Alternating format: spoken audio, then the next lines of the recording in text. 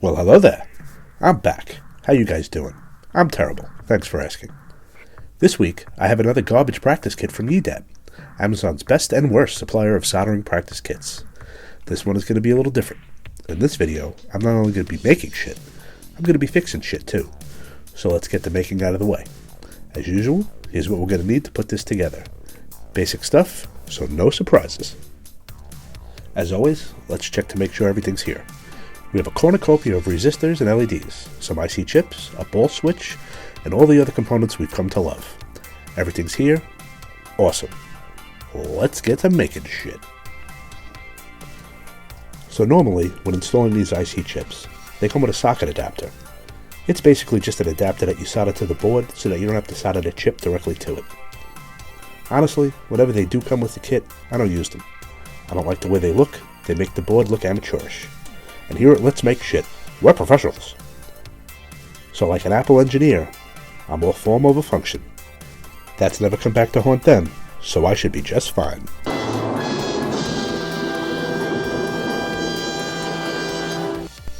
So after putting together so many of these kits that are SMD soldering, having one that's all through hole is a real joy. Look at how smooth these joints are flowing. Leaded solder, baby. Lead poisoning be damned. If I get any better at this, I'm going to quit doing air conditioning and open a nice solder shit store. I'll handle all your soldering needs. Broken PCB? No problem. Spilled Coke on your remote? I got you. Got some pipes that need soldering? I'll do that too. Basically, what I'm saying is I need work. Someone, please, help a brother out. I don't think this YouTube gig is going to work out. Or you can always like and subscribe. And leave a comment too. Make my YouTube masters happy. Because when Google is happy, we're all happy. So the first PCB is done. Let's move on to the LED section. As per usual, remember, the short lead on the LED is the negative. Which side is the negative on this PCB? Who knows? It's not like it's marked. I'm hoping it's the pad that's a circle. That's usually how it is. All the components on this board are non-polarity sensitive. Well, except the chips and one electrolytic capacitor. But those are clearly marked, right? You know, match the crescent cutout on the chip to the cutout on the board. Clearly marked. And the cap has a plus and a minus on it. Again, clearly marked. The LEDs? Yeah, the circle is the negative. The ground for the battery is also a circle. So here's the guesswork instead of proper instructions. Well, it's done. And in record time, too. 2 minutes flat. Amazing. Let's put in these batteries and call it a night. As usual, I'll leave you with some fancy B-roll and... Wait a minute. It's not working. The batteries are probably dead. I mean, they are from Harbor Freight. Well, that's not it. I have 4.5 volts. Whatever could it be? Ladies and gentlemen, children of all ages, please welcome a new feature to the channel, Let's Fix Shit. In this edition, I will take 2 hours, my time, not yours, to figure out what the hell could be wrong with this $12, lame ass, no instruction having, wire and diagram so small I need a microscope to see it. No, for real, I had to use the microscope to read the diagram. Join me as I pull my hair out, curse uncontrollably, and almost book a flight to China to find the guy who made this and thank him for all the great content you are about to witness. So let's get to fixing shit. So let's start at the beginning. In my experience in working on electric circuits, the first place you start is where the power first comes in. The batteries are good, so let's check the switch. This switch for some reason is a 2-pole, meaning it breaks the positive and the negative. Don't know why, but whatever. I don't have the full 4.5 volts, so let's hook up to the bench power supply. Ha! You guys thought I was kidding about having to use the microscope to see the diagram.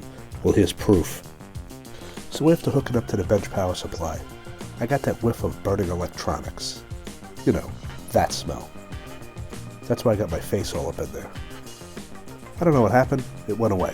So let's move on to the LEDs themselves. Maybe I was wrong about the polarity. It happens. It's rare, but it happens.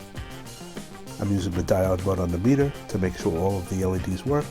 You can't see it, but I can see the reflections on the bench. They're all working. What the F, man? Alright, so back to the switch. I don't know, maybe a bad joint? I have power into the switch, but the output's not there. This switch is weird for this application. I guess it has to do with the layout of the traces. One side goes to the top pin header, and the other one goes to the bottom. I think it's unnecessary, but I'm no electrical engineer. And from the looks of this board, neither is the guy who made it. Alright, enough playing around. I'm thinking just resolder the switch. It kinda looks like there's a bridge across 2 points on it. Sorry, but I forgot to hit record on the scope. Listen, I could have just said the file was corrupted, but you know, honesty. And it being the best policy. Thanks, Dad. I was super annoyed at this point, so I forgot. Sue me. Please, don't sue me. Wiki makes his triumphant return. Gotta clean up that solder and redo these joints, so good old solder wick works every time. The pads for this switch are super close on this board. All the other component pads are nicely spaced, but these, there's like a picometer in between them. The pads are just oversized. Whatever, bro. What do I expect from my friends at EDAD? I mean, come on, man. Look at how close these friggin' things are. It's ridiculous. I will find you, and I will kill you. Let's clean this mess up and get the power back on. Well, some of it's working. Now what? The way this thing is supposed to work is you turn it over and it simulates sand flowing through the hourglass. Hence the title, Like Sands Through the Hourglass. Roll credits. So what the hell could be wrong with this thing now? Is it the bowl switch? The bowl works with gravity. Flip it over and it makes the bottom. Flip again and it makes to the top. Look at that power draw. That seems like a lot to me. I got that smell again too. This chip is super hot. He's on fire! Well, not yet at least. It's still drawing a half an amp, even with no lights connected. Not good. Well, looks like the chip is no good. Let's test it. So for this, I want to give a shout out to the YouTube channel, My Mate Vince. It's a great channel for those who like to watch repair videos. This is a little trick I learned from him. Think you got a bad component? Hit it with some alcohol. If it evaporates super quickly, like you can see right here, most likely, you have a short, my friend. Thanks, Vince. That probably saved me an hour of testing. Well, I guess it's time to do the nasty. If only I would have used the socket adapter, none of this would have ever happened. Oh well, live and learn. I'm still not going to use it. Ha! Can you believe I actually thought I could use a solder sucker to get this chip out? Silly wannabe electronics repairman. Well, I guess it's time to bring out the big guns. How you guys liking my Fisher Price, my first helping hands? Awesome, right? Only $27. Actually, it's not that bad. The arms are pretty stiff and it holds the boards well. But man, does it really look like a toy from the 80s. They should have made it black. Gonna flux up the board. That should help, right? You can never use too much no clean flux. And making what I think is its debut on the channel, the Congressman. Because all it does is blow hot air. Get it?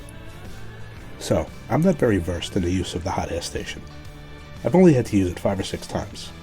And most of that was just playing with it or using it to melt heat shrink. So with my lack of knowledge, I figured, crank that sumbitch up as high as it'll go, and have at it. Not a great plan. It took forever to get the chip out, as you can see. And oh, how you liking that split screen? I promise, I'll figure this editing thing out one day. So I think my problem was, I was not moving it around enough. Well, that and the using tweezers. If only they made a chip puller.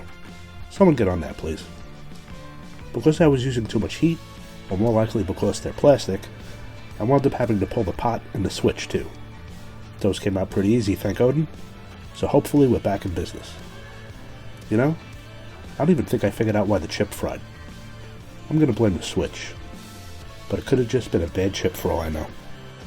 So after burning the shit out of the board, yeah, that char ain't coming out. I'm gonna use the solder sucker for its intended purpose, clearing the through holes. A little flux, a little suction, and this board is as good as new. Wow, that only took 45 minutes. What an eventful evening I'm having.